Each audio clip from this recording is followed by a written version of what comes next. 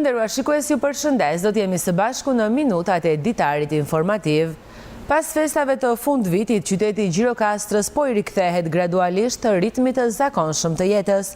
Bizneset private kanë rifilluar aktivitetin, ndërsa qytetarët po rikthehen në angazhimet e përditshme. Për sa i përket institucioneve publike, shërbimet pritet të funksionojnë normalisht, duke nisur nga dita e hënë. Festa e fundvitit pothuajse po mbetet pas dhe në Gjirokastër po nis gradualisht jeta normale. Në lagjen 18 shtatori, një pjesë e konsiderueshme e bizneseve kanë ngritur qepena duke ju rikthyer punës. Gjithashtu qytetarët po i rikthehen angazhimeve të përditshme, ndërsa shërbimet publike pritet që të rifillojnë normalisht në ditën e hënë në 5 janar. Pas ditëve festive dhe pushimeve të fund vitit, jeta në qytetin e Gjirokastrës po normalizohet gradualisht. Bizneset private kanë rifilluar aktivitetin, ndërsa lëvizja e qytetarëve në rrugë është shtuar, veçanërisht në orët e paradites. Shumë prej tyre janë rikthyer vendeve të punës, ndërsa tregëtarët shprehen jashtë kamere se ditët e para të vitit shërbej si një periudhë tranzicioni ku ritmi i punës rritet nga dita në ditë. Për sa i përket institucioneve publike, administrata pritet të rikthehet në funksionim të plot nga dita e hënë, duke shënuar kështu rikthimin e plot të qytetit në normalitetin e përditshëm. Gjatë 24 orëve të fundit, pika kufitare e KKV-s ka regjistruar një fluks të konsiderueshëm udhëtarësh dhe mjetesh, duke reflektuar intensitetin e lëvizjes gjatë periudhës së festave të fundvitit. Sipas të dhënave zyrtare, 4.643 shtetas janë përpunuar në hyrje dhe dalje, nga të cilët 1.908 në hyrje dhe 2.735 në dalje. Për sa i përket mjeteve, janë regjistruar 1.786 automjete, ku 724 në hyrje dhe 1042 në dalje. Përfaqësuesit e policisë kufitare bëjnë me dije se strukturat vijojnë punën pa ndërprerje, duke zbatuar të gjitha procedurat standarde të kontrollit dhe sigurimit. Masat e marra kanë garantuar përpunim të shpejtë dhe të sigurt të udhëtarëve dhe mjeteve, ndërsa personeli ka qenë i gatshëm për ndërhyrje në raste të çdo situate të papritur. Fluksi i lartë i udhëtarëve dhe mjeteve thekson rëndësinë e monitorimit të vazhdueshëm dhe gatishmërisë së stafit kufitar, veçanërisht gjatë periudhave festive ku qarkullimi shtohet ndjeshëm. Autoriteti rrugor në rajonin Jugor ka intensifikuar masat për përballimin e kushteve të motit gjatë stinës së dimrit. Strukturat përgjegjëse janë në gatishmëri për të garantuar qarkullim të sigurt në akset kombëtare, veçanërisht në zonat problematike, ku temperaturat e ulta dhe rreshjet e dëborës mund të krijojnë vështirësi për drejtuesit e mjeteve. Autoriteti rrugor në rajonin Jugor ka intensifikuar masat për përballimin e kushteve të motit gjatë stinës së dimrit, me qëllim garantimin e qarkullimit normal dhe sigurisë rrugore. Strukturat përgjegjëse janë në gatishmëri të vazhdueshme për ndërhyrje të shpejta në akset kombëtare, veçanërisht në zonat me risk të lartë për rreshje dëbore dhe ngrica, ndërsa është siguruar edhe sasia e nevojshme e kripës. Ditët në vijim e qenë se parashikojnë temperaturat ulta, edhe rreshje dëbore kryesisht në zonat malore, janë marrë masa për depozitimin e kripës dhe skorjeve në vendet e caktuara, janë në gatishmëri 24 orëshe makinerit edhe stafi përkatës për përballimin e çdo emergjence. Sipas të dhënave nga ARSH, pikat më problematike në rajonin Jugor mbeten qafa e Muzinës, zona e ujit të ftohtë në Tepelen, si dhe segmentet të tjera malore, ku temperaturat e ulta dhe rreshjet mund të krijojnë vështirësi në qarkullim. Në këto akse janë parashikuar kontrolle të shtuara dhe ndërhyrje të menjëhershme në rast nevoje. Aksi Erin Çajup edhe aksi Çarshov Dogana 3 urat, të cilat paraqesin rrezikshmëri për rënje rreshjesh dëbore.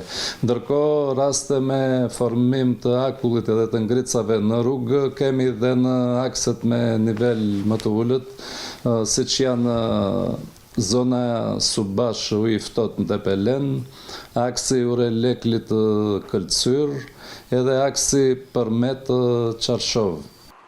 Autoritetet u bëjnë thirrje drejtuesve të automjeteve të tregojnë kujdes të shtuar gjatë lëvizjes në akset malore, të respektojnë sinjalistikën rrugore dhe të pajisin mjetet me goma dimërore.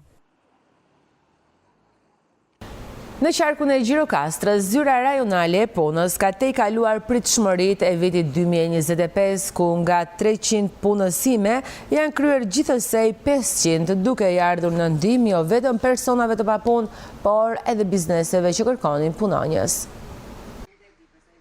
Gjatë vitit 2025, zyra rajonale e punës në qarkun e Gjirokastrës ka tejkaluar objektivin e parashikuar të punësimeve, ndërsa objektivi ishte 300 punësime, janë realizuar 500, duke ju ardhur në ndihmë jo vetëm personave të papunë, por edhe bizneseve që kërkonin punonjës.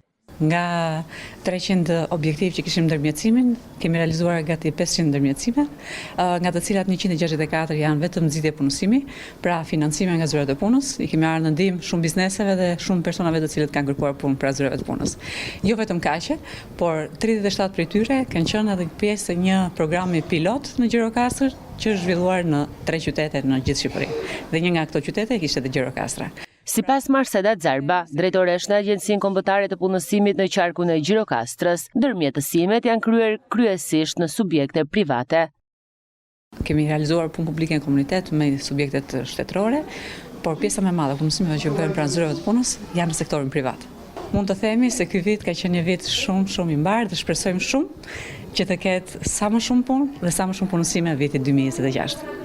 Gjatë vitit që lan pas, punësimet e realizuara përmes zyrës së punës kanë përqendruar aktivitetin kryesisht në subjektet private, duke përfshirë sektorët prodhues dhe tregëtues, si dhe industrinë e turizmit, ndërsa është mundësuar lidhja e kandidatëve me pozicionet e duhura për punë në tregun privat.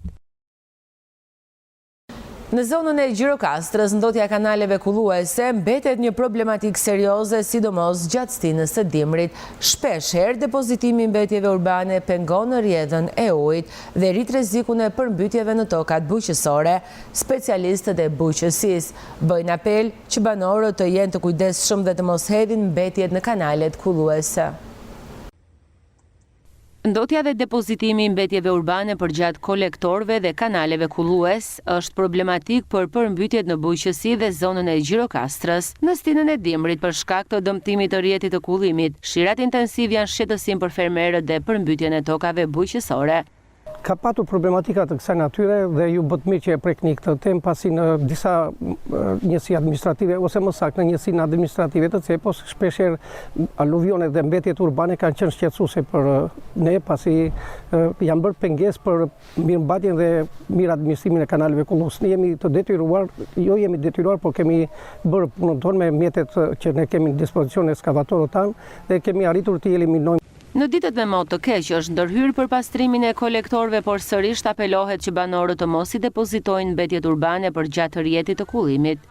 Apeli është i thjeshtë dhe shumë i komunikueshëm për të marrë vesh edhe nga njerëzit, nga fermerët, të jenë të kujdesshëm, të jenë sa më larg mbetjet urbane, të jenë sa më larg kanaleve kulluese, pasi edhe situata aktuale është në një moment të tillë që ndoshta njëshi i nesër na sjell shqetësime siç na solli disa javë më parë. Bujqësia dhe agroturizmi janë ndër sektorët kryesorë për punësim dhe përfitimin e të ardhurave ekonomike për banorët e zonës së Gjirokastrës. Moti i favorshëm gjatë kësaj periudhe ka favorizuar pozitivisht blegtorinë në zonën e Libohovës. Temperaturat e buta dhe kushtet e qëndrueshme atmosferike kanë lehtësuar punën e blegtorëve dhe kanë përmirësuar kujdesin për bagëtit. Sipas specialistëve të bujqësisë për blegtorët në bashkinë e Libohovës, stina e dimrit këtë vit ka qenë më e favorshme krahasuar me vitin e kaluar. Kushtet klimatike më të mira kanë ndikuar pozitivisht në gjendjen e tufave, të cilat tashmë ndodhen në kullotat dimërore dhe janë në periudhën e shtimit të imtave. Specialisti i bujqësisë Filip Zëra thekson se të gjithë blegtorët janë të plotësuar me kullota dhe kanë kushte më të mira për mbarvajtjen e aktivitetit të tyre edhe falmotit të qëndrueshëm. Për sa i përket blegtorëve, situata është më e mirë. Fermerët që barështrojnë të imtë, ndodhen në kullotat dimërore, janë akoma në periudhën kur lindshmëria e tyre nuk ka përfunduar. Nga ana e kullotave, fermerët janë të plotësuar dhe kushtet janë të favorshme për arsye të kushteve të mira klimatike dhe temperaturave të larta. Nuk ka pasur probleme të tilla dhe dëmtime nga situata e krijuar nuk ka patur. Gjatë kësaj periudhe blegtorët kanë kërkuar gjithashtu këshilla nga specialistët përkatës, veçanërisht për trajtim mjekësor të imtave, kryerjen e vaksinave dhe kujdesin shëndetësor të bagëtive. Në përgjithësi ata kanë kërkuar ndihmë nga specialistët e bujqësisë dhe nga specialistët pranë sektorit bujqësisë në qarkun e Gjirokastrës. Kryesisht për trajtimin mjekësor, kryesisht nga veterinerët për ndërhyrje në sëmundjet që mund të transmetohen gjatë lindshmërisë.